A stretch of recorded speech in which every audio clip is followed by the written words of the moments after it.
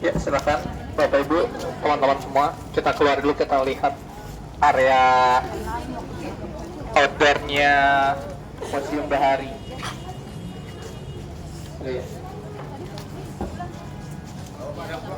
Ya, halo.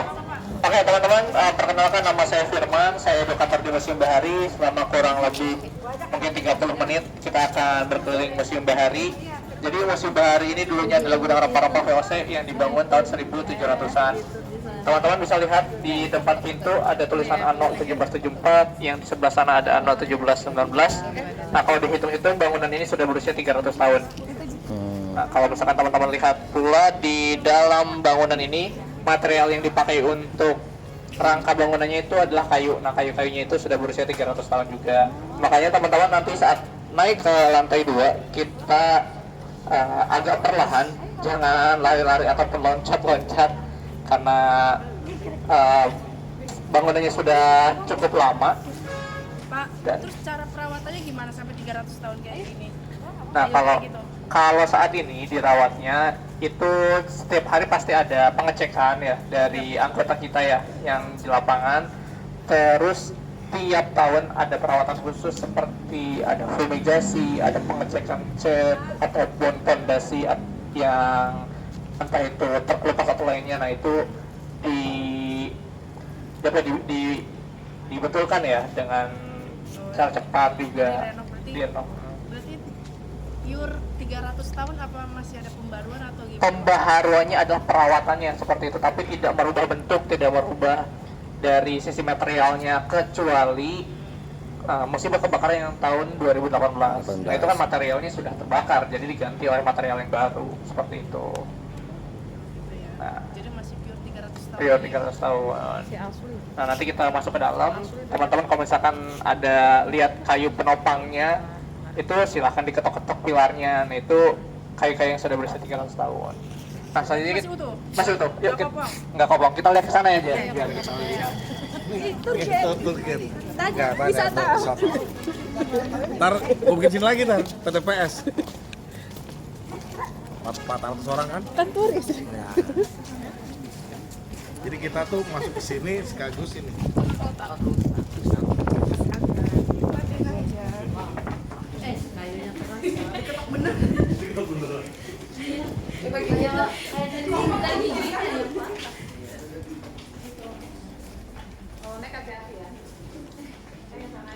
Ya, silakan bisa masuk.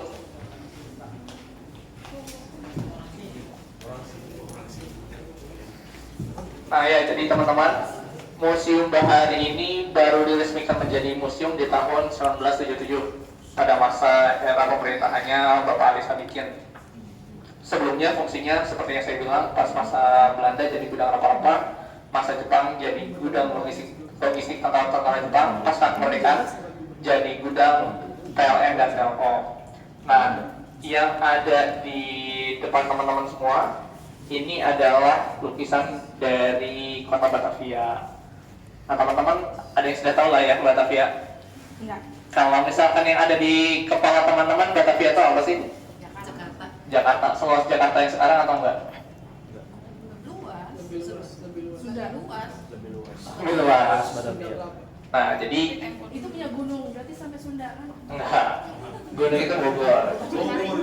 Nah, jadi teman-teman yang dinamakan Batavia itu adalah kota kecil yang dikelilingi oleh dinding kota. Ini Batavia. Ini Batavia. Ini yang namanya Batavia. Batavia itu nggak seluas Jakarta yang sekarang. Kulit doang ya, kulit doang ya. Nggak juga. Nanti kita bandingkan. Batavia itu adalah kota kecil yang dikelilingi oleh benteng, part of Jakarta yang saat ini. Nah, kalau misalkan teman-teman mau ngebandingin, nanti kita bandingin di peta di tahun 1667. Di sini Batavia tuh di utara ya? Batavia di utara dan sebagian Kalau Jakarta. Jaksel bukan Batavia berarti? Jaksel itu akhirnya Batavia kan meluas ya. Kalau yang saat ini di sini, Zaman Belanda. ini zaman 1900-an. Zaman Belanda. Zaman Belanda, ya semua zaman Belanda. Nah, kita ngomongin zaman Belanda aja ada dua periode. Nah, biasanya itu yang teman-teman nggak ngeh ya biasanya. Ya, periode apa itu? Nah, pertama periode VOC, Verenigde Oost-Indië company yang disebut company itu sebelum 1799. Itu dari 1600-an sampai 1799. Nah, 1800-an itu namanya Hindia Belanda. Gitu. Jadi ada periode. Nah, yang di sini masa VOC tahun 1700-an. Di sini teman-teman pasti bisa lihat ini Pelabuhan Sunda Kelapa. Ini Pelabuhan Sunda Kelapa, ini kompleks pergudangan. Ini Kastil Batavia, dan ini area kota tua zaman dulu. Nah, kalau boleh tahu teman-teman asalnya dari mana aja? Cilincing. Oh, Cilincing, jauh ke sana ya. Ujung lagi. Nggak ada di peta Cilincing. Cilincing nggak ada di peta. Nah, Batavia itu kecil banget. Nah, di sini saya mau coba kasih lihat perbandingan kota Batavia sama kota Jakarta di sebelah sini yuk. Silahkan dipersiapkan handphonenya, kita akan coba bandingkan. Ya, silakan memancar aja ya. Silakan teman-teman buka Google Maps-nya. Ya, silakan, ada yang sudah buka Google Maps-nya. Kita akan ngebandingin kota Jakarta sama kota Batavia tahun 1667. Ada yang sudah membuka Google Maps-nya? Ada yang punya paket data? Nah, dibuka aja Google Maps-nya. Ya, Google Maps-nya. Boleh saya pinjam satu? Nah, di sini saya mau kasih lihat lokasinya Jakarta ya. Nah, Jakarta seluas ini ya. Kalau misalkan teman-teman lihat, di sini ada garis-garisnya. Ini Jakarta. Batavia cuma sebesar ini, dikelilingi sama dinding kota. Nah, Batavia itu sebesar ini.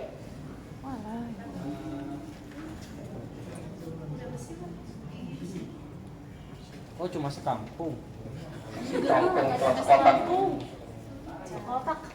Nah, ini kelihatan nggak teman-teman? Di sini ada 3 kanal, 1, 2, 3. Di sini juga masih ada nih. 1, 2, 3. Oh iya. Terus ada kastilnya nih, kotak bentuknya. Nah, ini kotak juga bentuknya masih ada. Apa itu? Sekarang itu Jalan Tongkol. Oh iya. Jalan Tongkol tuh dulunya bagian dari kastil. Nah, dikelilingi sama dinding kota. Nah, kita di sini nih dekat sama dinding kota, Museum Bahari. Nah, di sini bisa kita lihat ini lurus terus belok. Kalau lihat ini lurus terus belok juga nih di sini. Nah, tapi di sini udah gak ada airnya, tapi ada sedotannya aja yang ini. Jadi wajar kalau misalkan di sini banjir kalau hujan karena aliran airnya sudah gak ada. Nah, makanya di sini ada kayak rumah pompa ya. Ini ada di area SMK di bawah flyover. Nah, itu karena aliran airnya ada.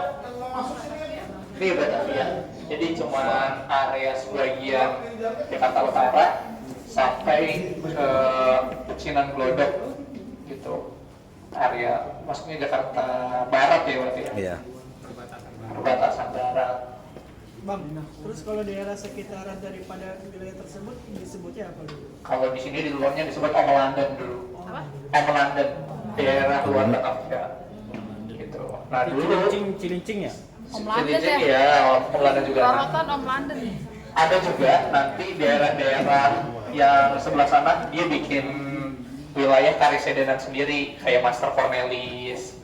Terusnya ada beberapa tempat lainnya lah. Nasi pitung itu ada di zaman. Di Cipitung ada di masa Hindia Belanda tahun 1800-an. Tadi kan katanya kota Batavia itu kan dikeliling benteng. Makanya kita tahu kan nggak ada benteng gitu peninggalannya itu udah dirubuhin atau gimana? Iya, kalau kota Batavia sendiri itu dulunya dikeliling kota Batavia sendiri disebut kota benteng karena dia dikelilingi sama dinding kota. Tahun 1800-an, tahun 1800-an, bagian dinding kotanya ini dihancurin memang buat ngebangun kota baru yang lebih selatan namanya Wetelvreden. Karena dulu di kota Batavia ini terjadi wabah penyakit malaria dan lain sebagainya, banyak yang mati, sanitasinya buruk. Makanya dibangun kota baru lebih selatan lagi lagi namanya Battle of Raiden sekarang itu sekitaran lapangan Banteng. Makanya kalau teman-teman main ke lapangan Banteng itu bakal ketemu bangunan-bangunan Belanda, tapi bentuknya berbeda pasti. Karena itu konsepnya konsep baru 1800-an, 1800-an lah. Dengan masih buatan Belanda tapi konsepnya beda, bukan 1700-an, beda masa. Nah makanya di situ ada namanya pasar baru. Pasar baru itu adalah pasar untuk kota yang baru. Di situ. Berarti pusat kota Batavia maksudnya di Jakarta Utara ya? Awalnya. Pinggiran. Iya dulunya kan di sini karena perdagangan. Perdagangan kan masuknya dari Labuhan Yang maju di Jakarta. masuk sini. Nah kalau misalkan teman-teman main ke sekitaran Kota Tua, lihat di Kali Besar, di kanan dan kiri itu kan banyak bekas bank-bank, perusahaan asuransi, logistik di situ ya. Karena dulu di daerah sini ini CBD-nya, CBD Central Business District. Ya, kalau sekarang kan Sudirman nih, dulu ya di sini. Makanya di sini banyak perusahaan-perusahaan asuransi, bank di situ. Nah, di sini. Ini kayu apa ya? Jati satu ya. lagi. Masa jahat? Kalau misalkan kita lihat di sini di Batavia yang dikelilingi sama dinding Tanya aja, tanya. dinding kotanya hancur. Nah yang tersisa dan masih terawat itu di Museum Bahari. Nanti kita bisa lihat dinding kota Batavia yang masih tersisa di lantai 2 masih ada. Bang, kalau kayunya ini kayu apa ya? Ini ada beberapa kayu yang dipakai. Hah? Ada beberapa kayu, ada 2 jenis kayu sejauh ini kita identifikasi. Ada kayu besi, kayu ulin, sama kayu jati. Nah teman-teman coba pegang aja, teman-teman keras kan? Kayu kan? Iya, kayu kan? Kayu besi, jenisnya. Besi. Nah, kalau ini kota apa? Ini Toto Kanal Kali Besar. Bilang mah kalau dengar kata besi itu BKT. Karena BKT Kanal lagi. Timur. Udah banjir zaman dulu. Ini ya dulu buat transportasi air biasanya. Itu banjir kan? Bukan banjir, tapi kanal tempat transportasinya kapal dulu. Kapal buat masuk ke Batavia. Kalau luas yang dikelilingi itu berapa? Luas dari yang dikelilingi ini. Kalau misalkan lihat di saya persentase luasnya bukan aja ya lu tidak bisa menyebutkan pasti ya, tapi kalau misalkan kamu lihat di tadi ya di Google Maps ya area itu saya itu aja. Kalau misalkan bukan deh, ada 3 kanal pasti ya itu sebesar ini si Batavia. Ini Ciliwung berarti. Apaan? Ini ya Muara Kali Ciliwung. Nah dulunya Apanya? ini berkelok-kelok terus dilurusin. Kota. Bang, saya Murah. kan itu kan dia hanya terbatas Batavia. Dengan melihat aspek geografinya, kenapa dia Batavia hanya dari ujung situ sampai ujung situ? Apakah melihat faktor irigasi dan lain-lainnya gitu? Kalau dulu kan emang untuk apa ya mengamankan kekuasaannya dulu ya bahkan enggak. Ini udah perluasan nih. Awalnya cuma di sini, kastil doang. Awal pertama kali datang ke sini, kastil terusnya meluas sampai ke sini, sampai akhirnya dia ke mana-mana juga. Cuman pusatnya di sini karena kenapa dikelilingi sama dinding kota? Kan dia khawatir juga diserang. Pas dia masih di sini kan diserang sama Mataram, berapa kali Sultan Agung, gitu. Makanya dia tetap pakai konsep benteng ya dinding kota, dan orang-orang pribumi ketika itu nggak bisa masuk ke dalam, tapi harus ada izin khusus, akses khusus, dan tiap jam 17 kalau nggak salah jam 5 sore dia harus keluar. Orang-orang pribumi itu yang bisa masuk di sini ya cuman orang-orang Belanda, Eropa, sama Asia Timur biasanya, Cina, Arab, gitu. Oke, kita lanjut ya.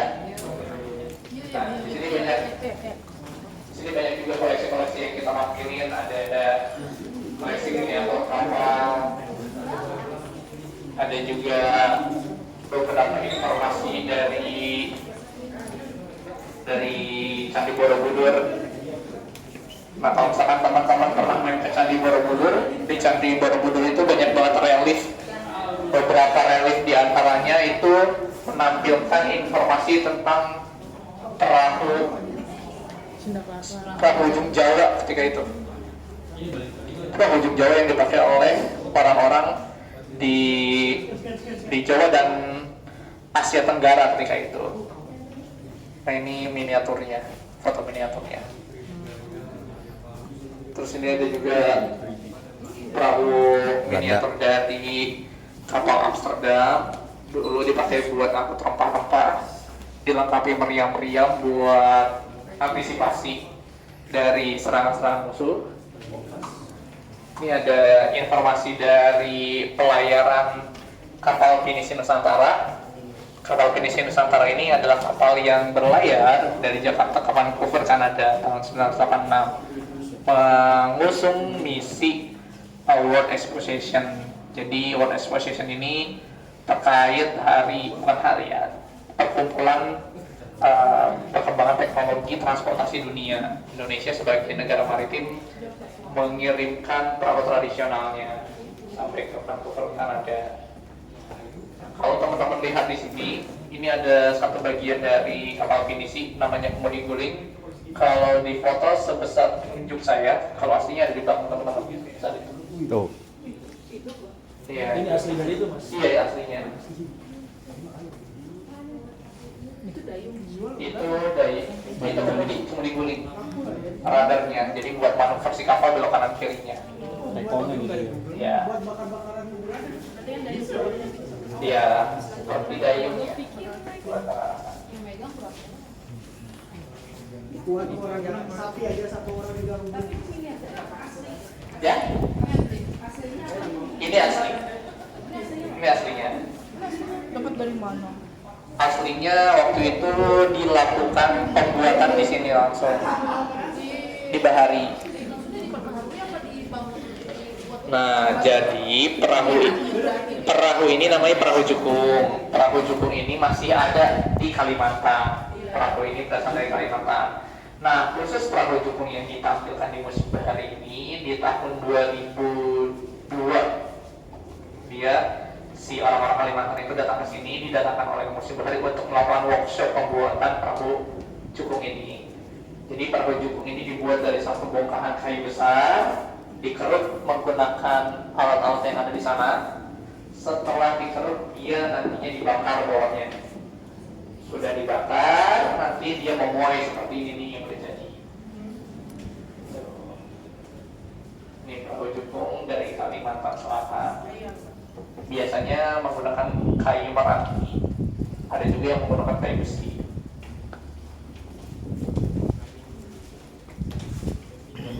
Bukan, ini asli. Jadi ini sebelum dibakar ini suka dibakar. Iya, itu seperti dibakarnya. Alat-alatnya menggunakan untuk mengeroknya itu menggunakan alat-alat yang ada di sana. Berarti yang istilahnya ini masih miniatur. Ini asli. Kalau miniatur kan kecil. Iya, maksudnya nggak asli, belum digunakan ke lautnya, tapi ke sungainya. Tapi kan ini emang dibuat khusus buat lari. Buat bahari, tapi ketika di sungai ya nggak jauh beda dari ini. Iya. Ini kita lihat di sini ya, ketika dipakai sama masyarakatnya. Nah, kalau jadi perahu jukung itu biasanya dipakai di sungai-sungai. Nah, di sini teman-teman bisa lihat perahu jukung yang dipakai sama masyarakat di Kalimantan. Jadi nggak jauh beda kayak yang tadi di sana. Perahunya sebesar ini, dipakai ya bisa 2 orang, 3 orang, bisa pakai dayung. Nah, biasanya dipakai untuk transportasi masyarakat di sungai-sungai Kalimantan. Nah ini tadi perahu yang di sana. Cincin banyak. Iya, banyak ya. Nah, kita lanjut ke atas ya, karena bentar lagi kayaknya mau dimatiin yang di atas. Ya, kita lihat dulu yang di atas.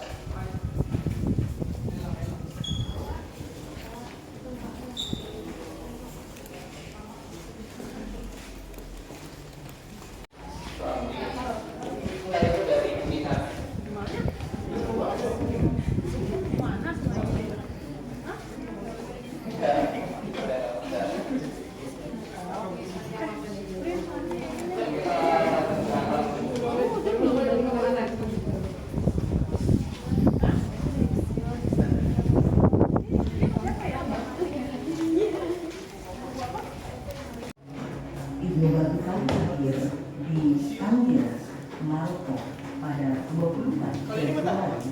Nanti kita tunggu yang lain ya. Bila dihitung, jarak perjalanan Ibnu Battuta dalam melakukan perjalanannya menuju berbagai tempat mencapai 100. Oke teman-teman, jadi di sini teman-teman ada di depan kaprol. Kaprol ini dulunya dipakai buat naik turunin rempah-rempah. Jadi rempah-rempah dulu ditaruh di lantai 1, lantai 2, bahkan sampai lantai 3. Ada beberapa yang ditunaikan menggunakan kaprol yang ada di sini. Nah, ini contoh kaprolnya. Nah selanjutnya, setelah ini saya mau ngasih lihat ke teman-teman sisa dari dinding kota Batavia. Nah kalau tadi mendengar penjelasan saya kan Batavia dikelilingi sama dinding kota ya, buat dinding pertahanannya. Nah ini ada di sini.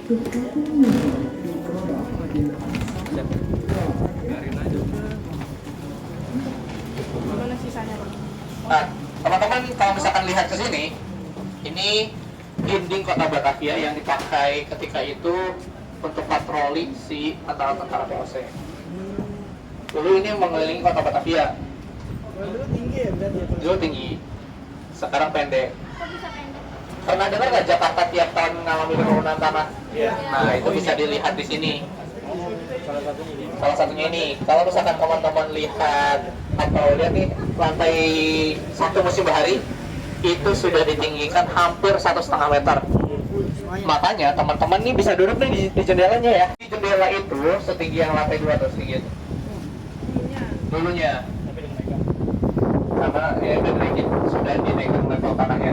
Berarti kondisi Jakarta hari ini berarti bekas Di beberapa tempat ya,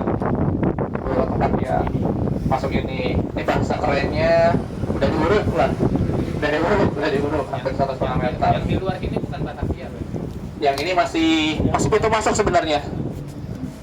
Nah di sebelah sana ya, bukan Batavia, London. Nah di belakang bangunan putih ini itu adalah Pelabuhan Sunda Kelapa.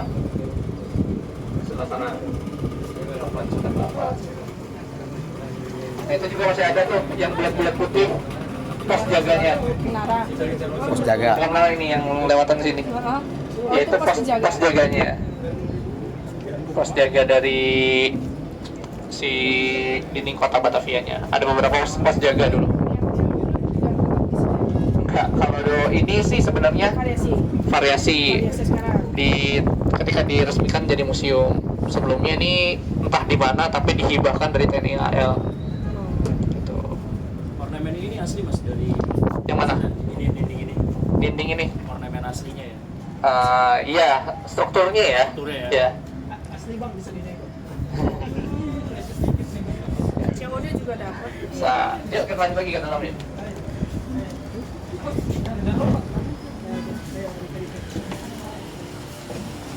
SD.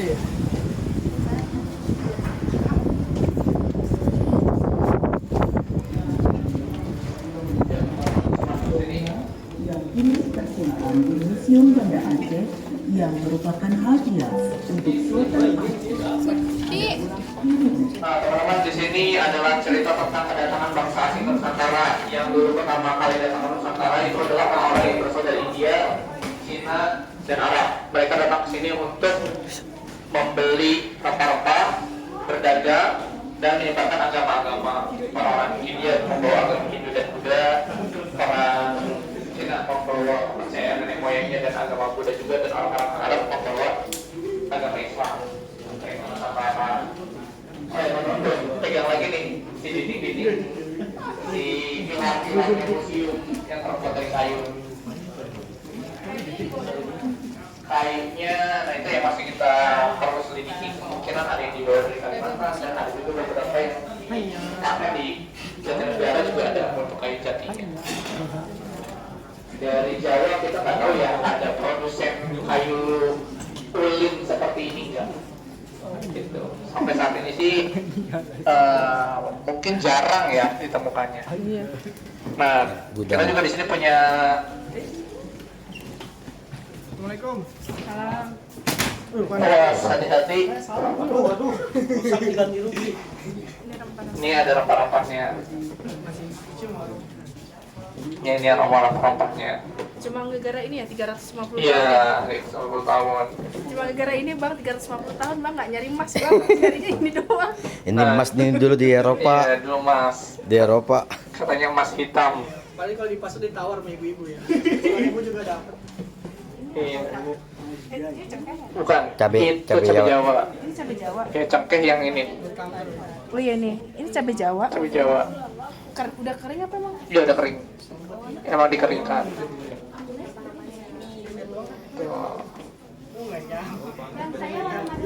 Nah, yang dulu kalau misalkan ada yang ngambil biasanya sih ya yang dari sini suka ngikutin katanya. Kalau Cuma gara-gara itu beneran Bang 350. Kalau ada yang kalau dulu pengunjung yang bilang sih begitu. Ayo dibawa ayo. Yang ngambil biasanya suka diintilin lah, tiba-tiba berat gitu nanti. ya nggak apa-apa sih. Kalian jangkarnya aja diambil. Iya. Kalau mau nyoba nggak apa-apa. Kan kita tahu kan Museum Bahari itu bangunannya 300 tahun. Ya, mungkin ada beberapa yang None-none. ya yang mendiami rempah-rempahnya atau apanya. Jadi ketika dibawa ada juga yang ikut gitu. Ini rempah-rempahnya berarti sudah dari lama ya? Rempah-rempahnya nggak lama, tapi baru. Tapi kan biasanya sih mungkin karena sudah lama menjaga juga apa yang ada di sini. Udah jadi lah. Ya. Nah dulu yang paling mahal ada cengkeh, pala, lada, dan kayu manis. Harganya sekarang Cukup murah. nggak murah juga ya kalau cengkeh kayaknya. Lumayan cengkeh. Cengkeh itu kan yang berapa kemarin itu cuma seplastik kecil banget. Satu karung murah tuh yang masih mentah. Berapa? Apa kemarin baru ngeliat 15.000 satu Nggak karung. mau sama bos. Nggak mungkin. Kalau udah mbak tawar ya. Iya. Soalnya saya udah habis dari Maluku sampai Jalan terakhir. sampai 90 ribuan. Cengkeh ya, untuk cengkeh. Yang baru dipetik, yang masih ada batang-batangnya. Iya, yang kalau yang itu paling nggak 15.000 juga, paling 60.000. Nah, setelahnya baru bangsa-bangsa penjajah mulai Portugis, Belanda, Inggris sampai Jepang. Ini ilustrasi. Ornamensis.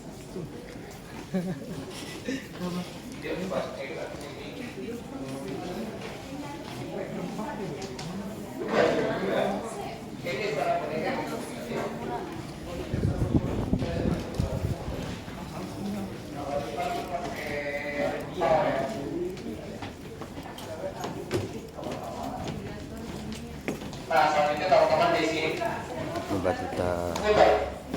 Ya, ini itu yang aslinya. Ini baru untuk alur dari pengunjung jalannya ke sini.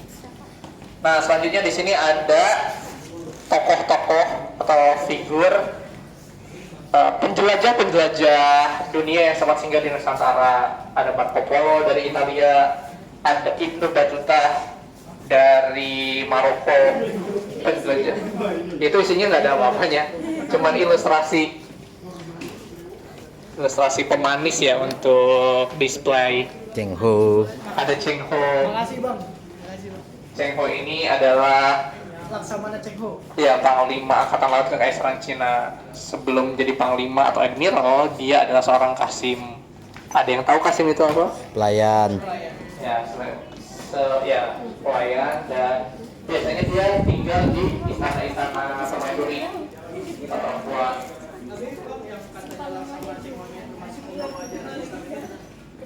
Ya kemungkinan sih benar ya, karena dia kan backgroundnya muslim juga. Dia tokoh muslim juga. Portugis Vasco da Gama. Nah di sini juga ada yang juga Van Richoten, dia seorang kartograf atau pembuat peta. Di sini ada yang sebelah sininya ada Vasco da Gama dan Ferdinand Magellan. Ini ilustrasi dari si kamar kaptennya. Kalau misalkan teman-teman pernah nonton film Pirates of Caribbean, nah ini ada yang di paling atas tuh ada kamar-kamar kapten biasanya atau bangsawan pesawat. Ini pelaut dari Portugis. Lalu ada juga pelaut dari Inggris. Ilustrasinya ada Abdel Tasman dan James Taylor. Cook. Sebelah sini. Ini dari stok nih. James Tuh. Nah yang terakhir ini ilustrasi bentengnya. Yang terakhir ini dua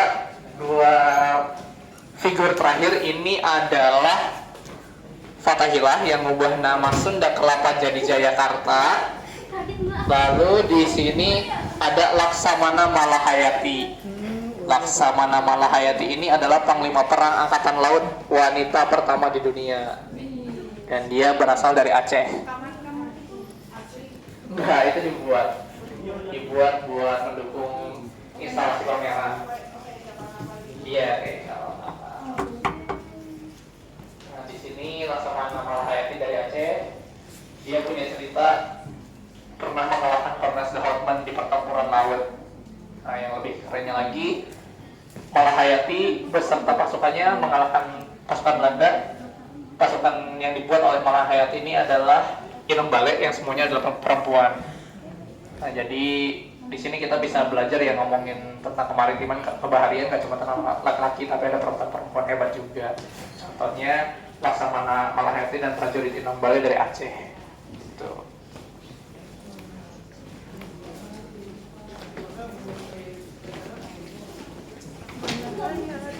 Terakhir kita akan ke bawah. Kenapa di atas tutup, Mas?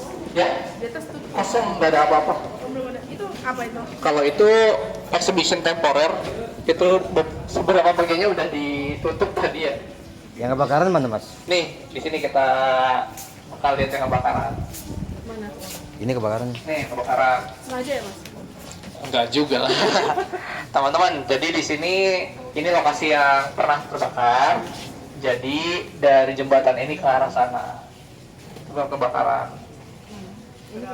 Waktu itu kebakarnya karena api, pernah kebanjiran juga karena air. Iya.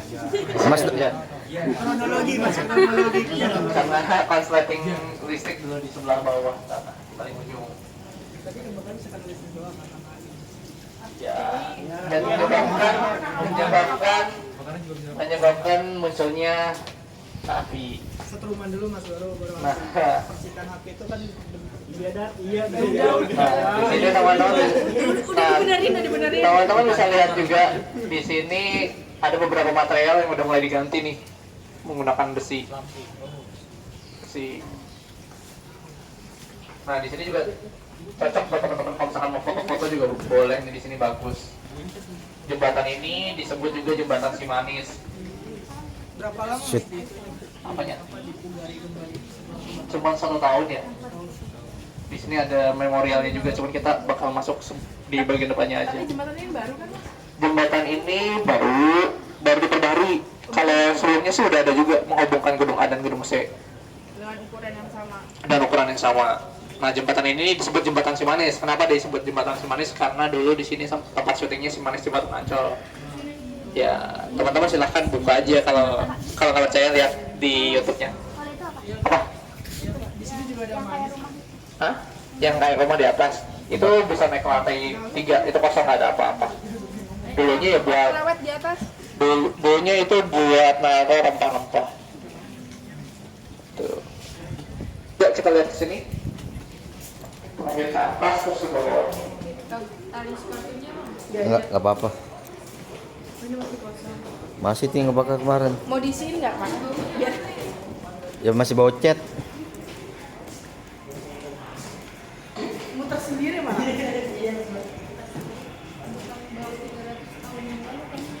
Enggak, baru ini. Nih bahan-bahan yang Ya, ini ini. buat kebakaran. Ini yang teman-teman lihat tadi areanya. 2018. Ini di bawahnya 2018. Ini kondisi di bawahnya ketika penanganan pemadaman api. Berat juga ya. Tapi di antara tersisa itu ada barang yang kiranya berharga yang udah hancur lebur. Bangunannya sih paling. Kalau beberapa koleksi, banyak koleksi miniatur ya. Ada itu di sana ada beberapa rumah kompas, ada rumah kompas yang terbakar juga, kita display di sana yang sudah kebakar. Ini sisanya ada jendela, pintu, material kayunya juga. Iya, kalau saya dua. Makanya ini udah diganti nih. pakai besi, nggak pakai kayu lagi. Iya, kayunya mahal. Iya, itu temboknya dulu seperti itu. Itu tadi yang putih-putih. Sebelumnya ini ruangan apa, Mas? Security ya?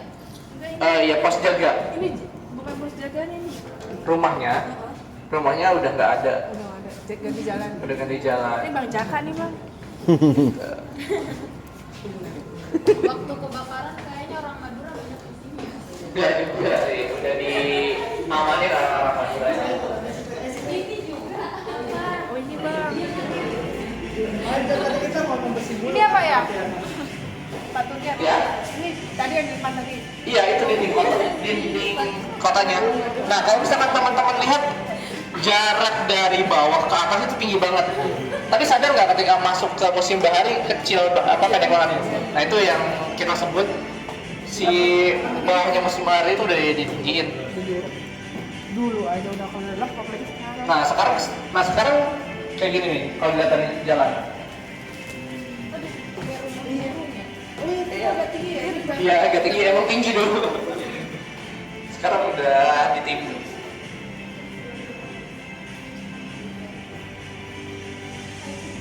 Ya, terakhir kita ke bawah yuk, ke ruang asli. Tiba-tiba diikutin sama None. Itu tuh ada toko apa? Ada api. Nah, coba sana ya. Oh ini sejarahnya. Yang ya ini. Sejarah kebakarannya.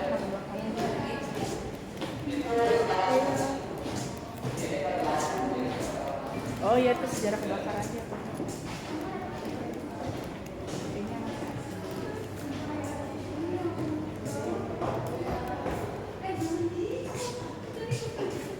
Ini kompas yang kebakar nih.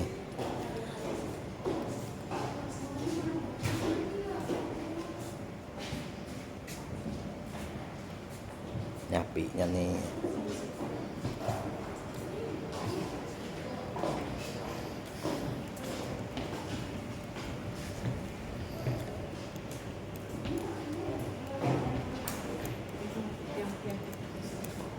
Ini yang penyangganya nih. Berarti terakhir sampai sini nih. Yang kebakar nih itu.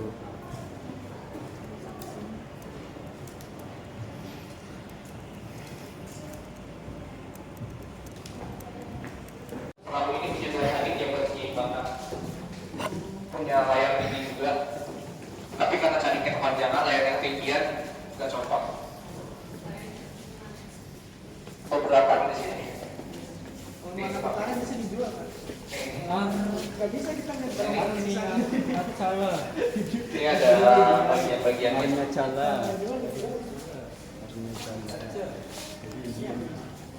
Nah ini kalau misalkan kita sedot airnya, lumpur-lumpurnya kita keluarin, itu ada lantai asli Museum Bahari di paling bawah. Lantai aslinya di bawah. Katanya ada jalan tembus ke Fathahillah, Mas. Itu masih perlu Perdebatkan lagi ya. Oh.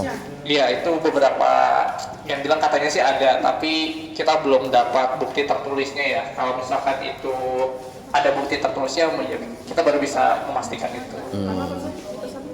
Pintu ini jalan bawah tanah ke Museum Tapi sejauh Fathahillah. ini kita belum temukan ya. Karena kan gudang sama pusat pemerintahan kan harus ada Ya, jalan tembus. mungkin ya dulu bisa jadi. Nah ini ada masterpiece kita lagi koleksi bulan kita, perahu Candi Papua. Jadi perahu Candi Papua ini dipakai atau pernah ikut serta dalam HUT RI ke-50. Ketika itu perahu Candi Papua dari satu bongkahan kayu yang lebih besar lagi, satu pohon dikeruk, diukir, dan hanya menggunakan satu cadik seperti ini. Bisa ngumpet di dalam ya.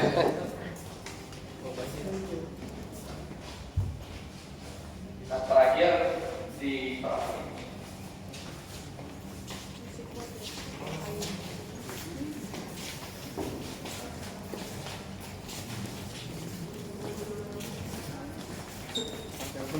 Iya, Oke, teman-teman, di bagian kanan kiri saya, kiri dan kanan teman-teman, ini ada perahu dari pesisir utara dan barat. Di sebelah kanan saya atau di sebelah kiri teman-teman, ini perahu dari Cirebon, namanya perahu Contreng. Dan yang di sebelah sana ada perahu Jenggongan dari Indramayu. Ini dari tahun berapa? Ini tahun 90-an. Sama tahun 90-an juga. Ini perahu-perahu nelayan biasanya dipakai oleh para nelayan di pesisir utara Jawa Barat. Berapa yuk? Kalau kenapa mas setiap perahu dari zaman dulu ini selalu ada kayak gini mas, meninggalkan sisa-sisa kayak melambangkan ketangguhan gitu? Iya, kalau ini sih lebih ke bukan meninggalkan ketangguhan ya. Ini sebenarnya memang kalau di sana masih dipakai, tapi yang lebih kelihatan cirinya itu di tiap-tiap wilayah itu memiliki bentuk yang berbeda-beda. Misalkan ini di wilayah barat menyesuaikan dengan lingkungan lautnya, dia agak bawahnya lebih lebar. Nah, kita lihat nih yang di timur nih, itu lebih slim, itu asli. Nah itu menyesuaikan lingkungan airnya, lingkungan si wilayah lautnya. Kirain memberikan semiotik atau simbol gitu, enggak ya berarti? Simbolnya juga ada simbol tersendiri. Kalau misalkan dari ukiran-ukirannya, kalau dari arsitekturnya, yaitu menyesuaikan fungsinya ya.